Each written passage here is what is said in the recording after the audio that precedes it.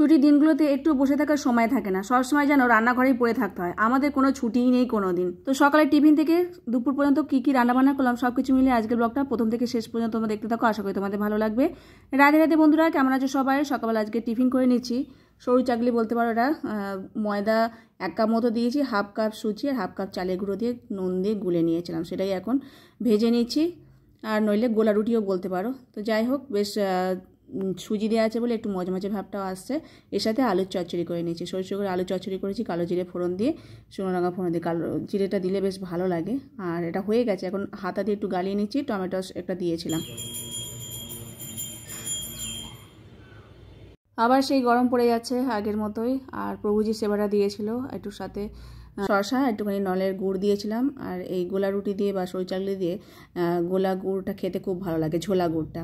তো এই সকলে মিলে প্রসাদ পেয়েছি। আর এখন একটু বসা টাইমই নেই, ছুটির দিন, আজকে রবিবার, তো সবাই ঘরেই আছে। তবে প্রভুজি একটু বেরিয়ে গেছে খাওয়া দাওয়ার পর, একটু কাজে গেছে। তো আমি আবার রান্নাঘরে যে বাসনগুলো পড়েছিল, আমাদের খাওয়া দাওয়ার বাসন, তারপরে ভগবানের বাসন, সেগুলো সব মেজে নিচ্ছি।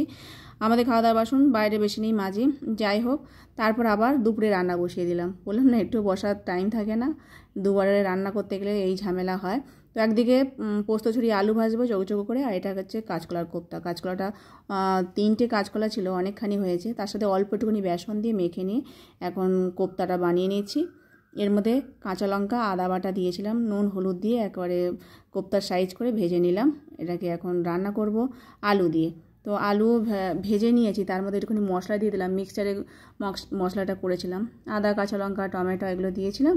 তার সাথে একটু মানে কাশ্মীরি লঙ্কার গুঁড়ো, ধনে গুঁড়ো, একটু জিরে গুঁড়ো দিলাম, লবণ দিয়ে। কাশ্মীরি লঙ্কার গুঁড়োটা দিয়ে একটু কালারটা হওয়ার জন্য জল ঢেলে দিয়েছিলাম। মশলাটা ভালো করে ভেজে নেওয়ার পর এখন ফুটে যাওয়ার পর কোপ্তাগুলো দিয়ে দিলাম। এটাও আবার 10-15 মিনিট ফোটাবো কোপ্তাগুলো, তবে নরম হবে। নামাবার সময় একটুখানি গরম মশলার গুঁড়ো, একটু চিনি আর একটুখানি ঘি দিয়ে দেবো। খুব সুন্দর হয় কাঁচকলার কোপ্তাটা। আর একটু বেশি করে হয়েছে, ওবেলাও হয়ে যাবে।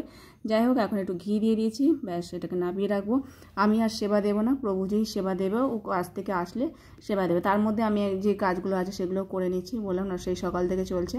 এখন রান্নাঘরটাকে মুছে মাছে পরিষ্কার করে নেবো, তারপরে ঘরে কাজকর্ম সেরে একবার স্নান করে নেবো।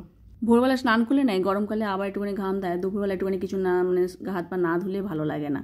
গরম পড়ে গেলে এই হয়, আমার দুবার ধরে স্নান হয়ে যায়। যাই হোক, প্রভুজিও এসে গেছিলো।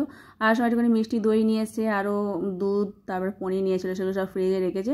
ওই সেবাটা দিয়ে দিয়েছে, একদিকে সুবিধা হয়েছে, আমি সেবা দিতে পারবো না বলে। তাই চলো এখন ভোগ নিয়ে যাই, নিয়ে গিয়ে তারপরে সকলে মিলে প্রসাদ পাবো। দুপুরের এই প্রসাদ, সকাল থেকে এই দৌড়াদৌড়ি চলেছে। এখন একটুখানি শান্তি মতো প্রসাদ পেয়ে আর রেস্ট নেবো। আজকে তো ভিডিওটা শেষ করছি।